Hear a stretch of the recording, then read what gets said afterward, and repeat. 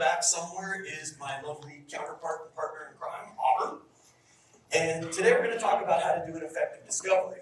Couple notes up front. First of all, I talk a lot, this will probably run long. I'll let you know when there's 1 minute left. You're more than welcome to leave. You won't insult me. If you want to hang, I'm going to finish the presentation. That's the way we did it last year. My quick slides. Nodware, US-based channel only. Flexible purchasing. Rolls out in under 30 minutes. 7-year-old company focused solely on internal and external vulnerability management. We have continuous vulnerability scanning. We run 7x24 in the background. Again, simple setup. You can roll it out to any size customer in under 30 minutes. New device alerts. If a new device hits the network, you're going to know about it in under 5 minutes. We've got EPSS scoring. We've got CVSS scoring to guide you on what you should remediate first. Patch management. We give you the link to the remediation so you don't have to research.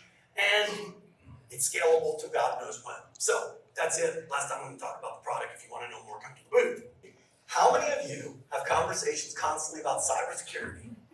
Customer doesn't listen, customer doesn't believe, customer says, I'm never going to get breached. But you sit there and you try to convince them. And you bang your head against the wall constantly, over and over and over again, rather than saying, you know what? You're a non-believer. You don't think there's ever going to be a problem? Thank you very much. I am out. Right? I know, easy for me to say it's not my business, but I'm telling you, you will love yourself a lot more in the morning. And 50% of the time, you know what they're going to do? Whoa, wait, you're willing to leave? You're willing to not take my business because of this? Yeah. You're not going to protect yourself, you're not protecting me, I don't want you as a client. We got to learn to do that, guys and gals. So, discovery, do you like sales? No, it's a pain in the ass, but it's necessary. You get leads from all over the place, constantly coming in, but you always have to do that dreaded first phone call or first in-person meeting. And this is where it falls apart for 99.999% of you. And I'll explain why and back up my big mouth. 5 pitfalls of discovery. Purpose of the meeting, assumption, criticism, manipulation, frustration. Purpose of the meeting, ask questions and listen. Shut up. You're not trying to sell anything. You are there to gather information that's important to you and allows you to get answers to decide if they're even a good customer for you. Because remember, you're qualifying them the same way they're qualifying you. I think a lot of us go out and forget about that they're qualifying you, so we're selling to them. Guess what? They have to be a good client for you. They have to be someone that you want to work with. And so therefore, you're qualifying them just as much. And the only way to do that effectively is to ask the right questions. Assumption. We assume they're going to give us everything we need. Hi, tell me about you. Well, not enough.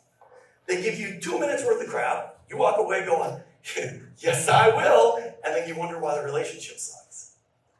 Next, you suck. You suck. Your infrastructure, everything sucks. You're an idiot. What are you thinking? Don't laugh. I've watched it happen before. Live and in person. Okay? I promise it does not work. Next, we try nicely to help them see our way of doing things. We try to use FUD. I'm sorry, here's where I get long-winded and get on my box to preach. FUD. Fear, uncertainty, and doubt. You've heard forever. Use FUD. Scare people. Well, I'm here to tell you I study a crap load of psychology. Why? Well, because it's my job and I deal with a bunch of mental patients. Again, as good as the jokes get, guys. FUD is one of those things where if you truly scare me, you're going to do one of two things. A, you're going to piss me off, okay, because you're trying to scare me. B, if you truly scare me, think about the last time you were actually scared. You don't want to do anything. You now don't want to make the wrong decision because it could screw things up. You're scared of the result. So what actual fear does is it paralyzes somebody into not wanting to do anything. Well, you just fucked that up, didn't you? The second thing is if you've scared me and I don't want to do anything, when I'm ready to do something, guess where I'm going? To someone I know I can trust. Guess who that person isn't? None of you.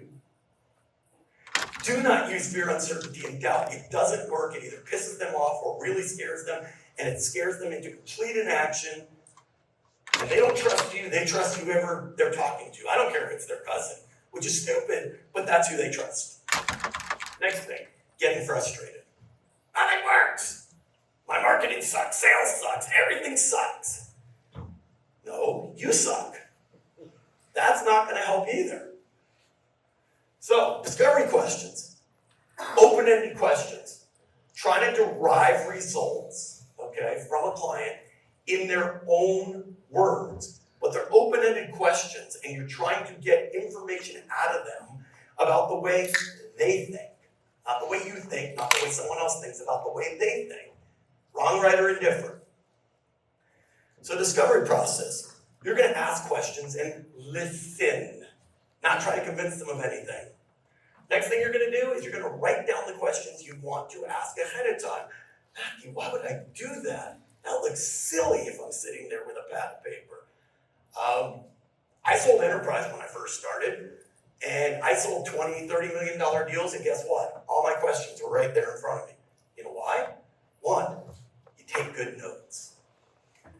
Two, and more importantly, it's a centering mechanism. What I mean by that is if you ask the proper questions, they're gonna go here, all over the place. And you know what you need after they do that? A place to come back to because you forgot where the hell you were in the process. And if you're like me, you have ADHD like hell, and there's no way you're gonna remember where to go back to. It's a centering mechanism.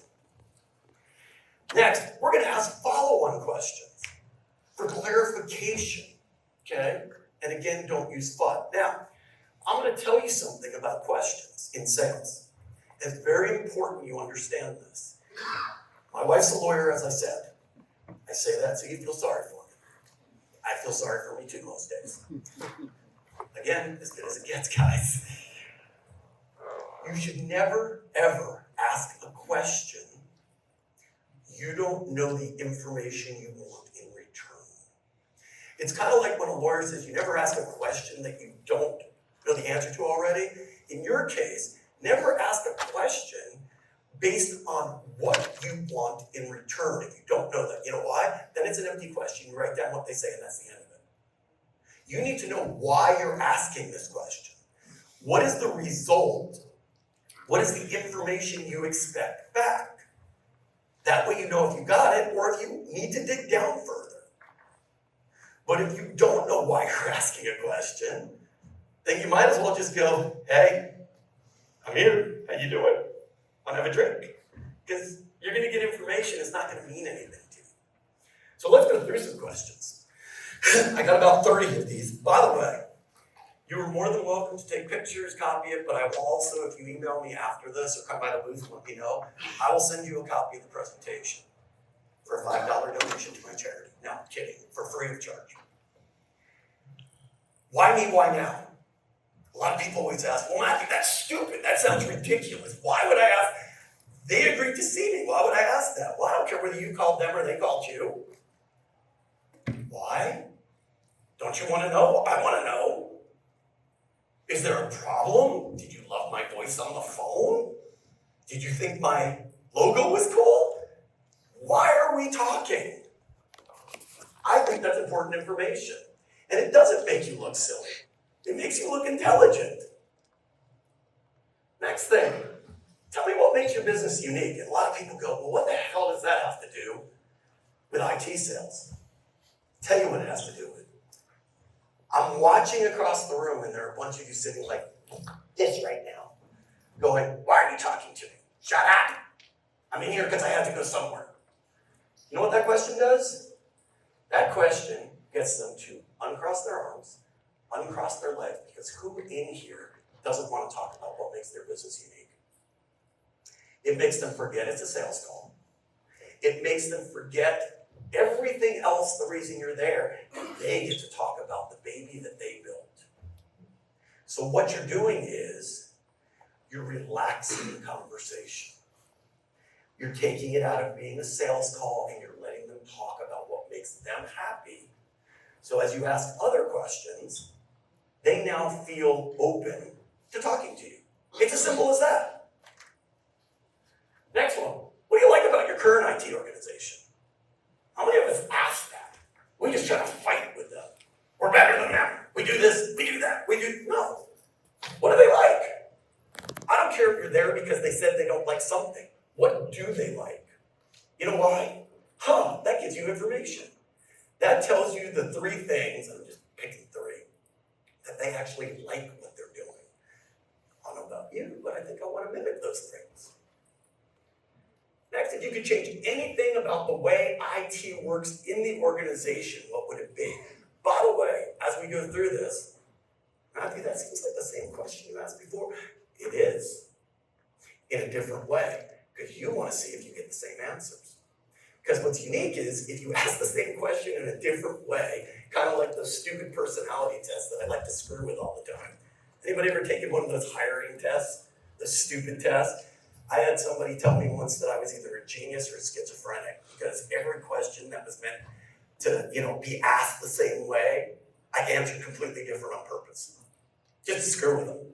So I didn't get the job, but it was funny, because I did get a call back asking me what the hell was going on with me. Anyway, what would you change? What is your current provider responsible for? Now, I know people go, well, IT, duh.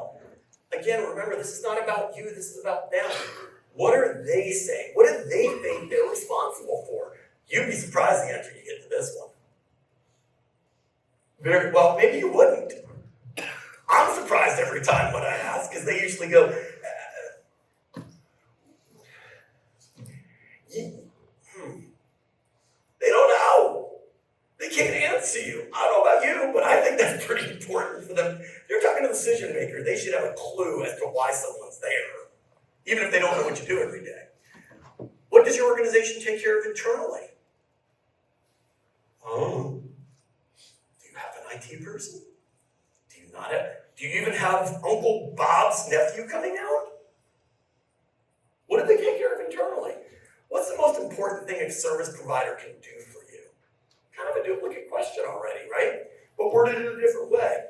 What is the most important thing to them? Not you, them, in reference to putting that together. What are the top three things you took away from your last QBR? I get a lot of arguments over this one, and I'm going to explain it. People go, well, bear with me. First of all, does their current provider do QBRs? That's important information. Second thing, do they attend the QBRs? You're hopefully talking to the decision maker. Do they actually go? And the last one, do they actually pay attention? Can they pull away three things? Now, here's the other critical component. If they can pull away three things, do you think they matter to them? Yes, Matthew. They do. God, you guys are being too quiet. You're driving me crazy. I don't know if I'm doing really well or if you're going, please count me. Anyway, if you can fix one thing immediately about your IT services, what would it be? What are your top three business initiatives for the next 12 months? What are you trying to accomplish? How can I support them? Security. Who is responsible for your cybersecurity? My provider? What is being done to proactively protect? I love this one. To proactively protect your organization. I want everybody in here the next time you ask that question to record it so I can put it out as a meme. Because I can only imagine the answers you get to that question. Well, we lock the doors at night. When it comes to security, what are the things you worry about the most? This is a critical question. Full stop right there. I don't want you to say what keeps you up at night.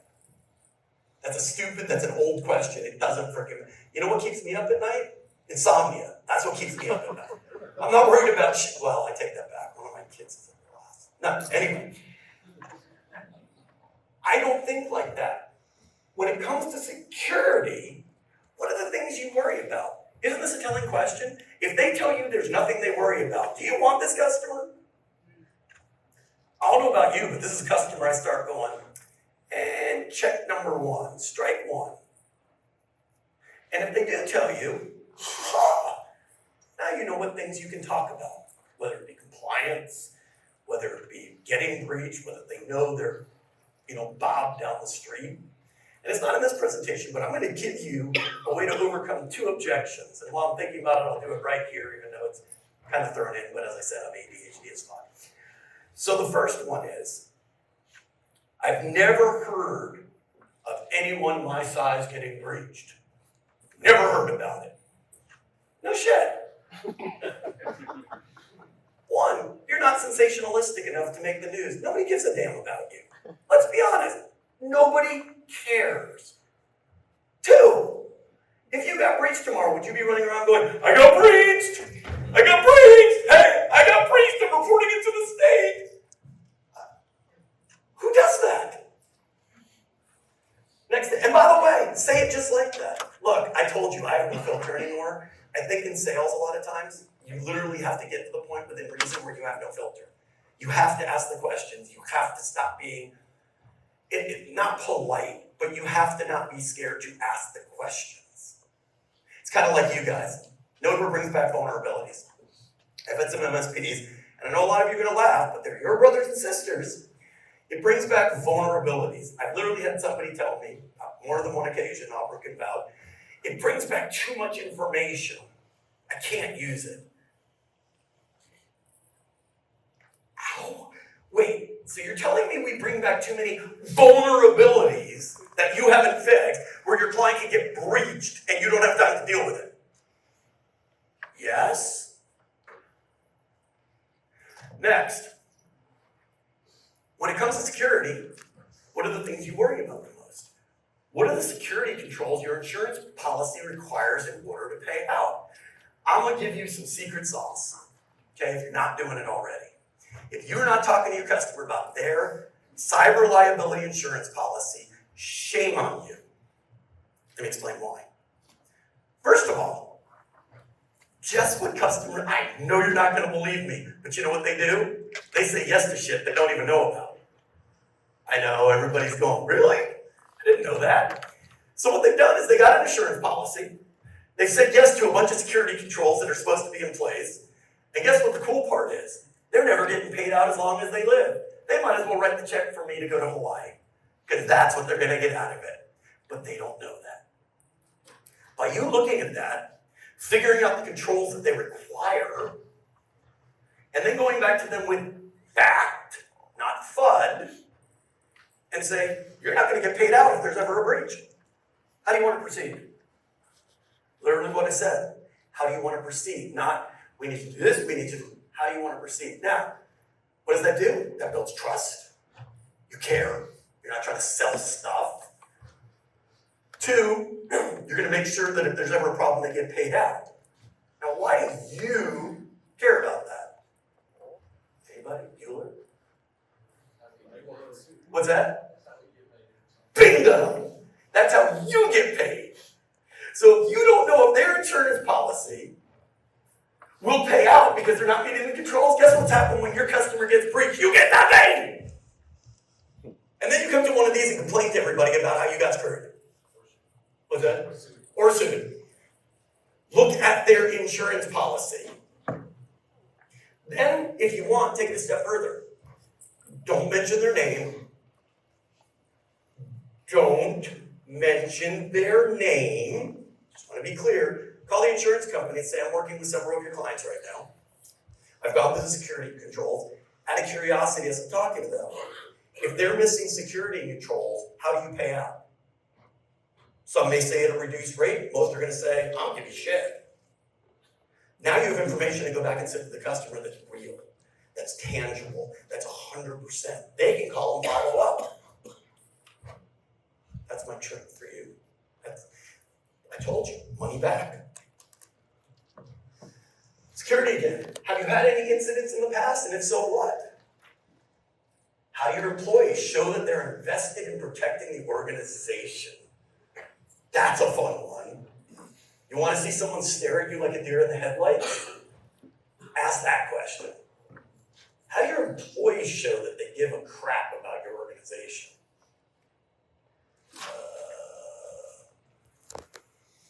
What are the written policies that they follow? Are there policies? Does anyone follow? Are there even HR policies? In your organization, who do you rely on the most to take security seriously?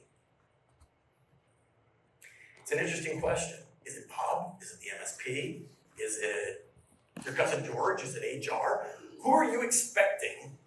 You know what that tells you? Who you should be talking to. I lived in, what does accountability look like? If something goes wrong, who's accountable?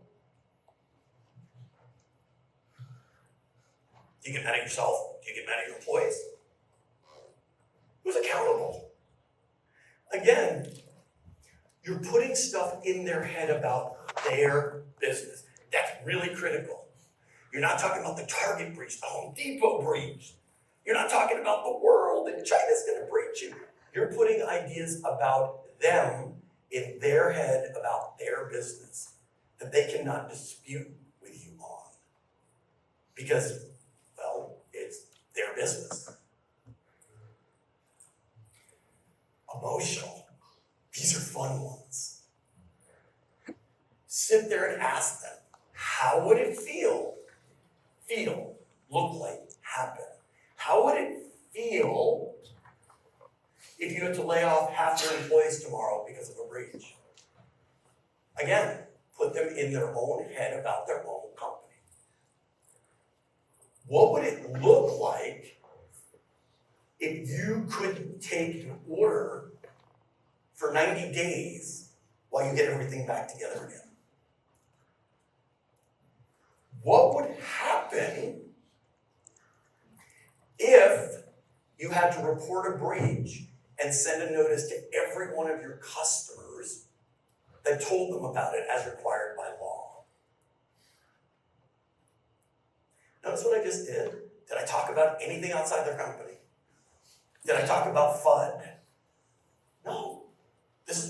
Look, you can say all you want that you're never going to get breached, but this is what happens to companies that do. So I'm just asking you questions. Follow-up questions. This is the most fun you can have. Right there. Quality, cost, time. I know that's simple, that's stupid, everybody's kind of seen it before, but you know what I'll tell you? I use that in enterprise sales. Because it told me a crap load about that person and the way they think. You can have two. Which are the two most important to you? As soon as they say cost is the most important, right? Because you've talked to them, you're going to be fairly priced, you're not going to be the cheapest, and if you are, please leave the room now. But which two are important? And if they say cost, guess what? That's a dig down on the conversation. Right? Because all of a sudden they're throwing cost out there, and wait a second. If cost is the most important thing to you, we need to have a conversation, because I'm not going to be the cheapest. Efficient does not equal fast, right? So we talk about time, okay? Time doesn't have to be fast. It can be efficient. I'll give you an example. Back in the day when we were selling block time, I just gave away my age. What we did is we'd look at someone in the sales process and go, okay, they're charging $85 an hour, we're charging $150. If they take 4 hours and we take 1, who's cheaper? And they'd always look at me and I'd say, try it. Try it one time, see how you like it. And they always would, and we'd get it done in 1 hour because I'm not stupid, I'd ask ahead of time. And then we get the client. This is a very carefully worded question. Who besides yourself is involved in deciding if we are right for you? Did I say anything about the decision-making process? No, because that's pretty obvious in a lot of these accounts. Who's going to make the decision? I don't care about that in this question.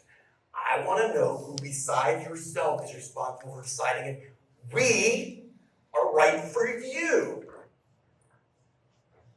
That could be all of a sudden the HR manager they have involved for some reason. That could be John, who's an engineer that you didn't know existed, right? I don't care about how my money gets paid because, again, in most of these accounts, I already know that. Or you can ask that question later. I want to know who's involved in the decision to decide if we are the right IT company for you. So what? Who cares? Love this. If we had a conversation right now and I told someone in this room to pick out your favorite topic, whatever it is, and every time you said something, I said, so what? Who cares? And you responded. And then I said, so what? Who cares? And you responded. Think of it as an upside down triangle. Eventually we get to a point where there was nothing more that could be said. So, in your mind, you can't say this out loud or you look like a whack job. I already spent one stint in the mental hospital for doing it back in the day. You'd think I'm lying. Anyway, ask Albert, I'm totally mental. In your mind, I want you to say, so what? Who cares to everything they say? You know why? It's going to train your brain to think of follow-on questions. Because at first, follow-on questions are not going to seem, if you don't do them, they're not going to seem automatic. They're not going to automatically flow. But if you get in the habit in your brain of training your brain to say, so what, who cares? You will be surprised at the questions that come to your mind once you train it. Think of like ninja training. Train your mind. Make it fun. Keep track of the questions that work. Get rid of the ones that don't. Duh. But you'd be surprised how many people don't do it. If you don't get the information you want from a question, rewrite it. Get rid of it. Change up questions that don't get you the information you need. Have the whole team participate. Anybody have engineers that go on site? You think they might know the customer a little bit? Find out questions from them that they think you should ask when you're talking to a new prospect or you're talking about a new sale or whatever. You'd be amazed on what they come up with. Next thing, give a gift card out for one of the questions submitted that gets you the best information that you weren't thinking about. It gets everybody involved in sales because last time I checked, especially in a company that's under 100 million, everybody's in sales. Not one person is not in sales. And if that's not the way your organization is set up, shame on you. Everybody should be looking for new clients all the time. And therefore, if you have something like this, they're thinking about, how do we get information out of someone? Bottom line, you have to have a sales process. If you don't, that's where you call me and I give you 30 minutes of free consulting time and we talk through it. I consult with all kinds of MSPs purposely for that reason. Discovery questions are by far one of the most important and critical mistakes anybody makes. If you can't duplicate the process you put together and give it to someone else, you did it wrong. You should be able to easily have someone else use what you created like that tomorrow when they walk in the door. This is only the beginning of the sales process. Will this help you close more sales? Absolutely, because you're going to have information, whether you want the client, what's important to them, what you need to focus on. Okay, it absolutely will, but it's only the beginning of the process. From here, you have to have defined steps on how you're going to move through the process. Finally, not every new prospect's a good fit. Stop taking on prospects that aren't a good fit, where you're going to find yourself walking them backwards at some point. Because the worst ones are the ones that want the most for the least money, and you're going to spend all your time chasing them, even though you think it's revenue, and you're going to end up putting yourself in a really bad position and having to walk yourself back to get rid of them, to get someone else. But you know what? When someone takes up 70% of your time, it hurts to have to walk that back out again. Use this methodology. Talk to people, qualify clients effectively. Understand who you're talking to, what they like, what they don't like, what their attitude is, and bring on really good clients that you can truly help and want to work with you and not fight against you.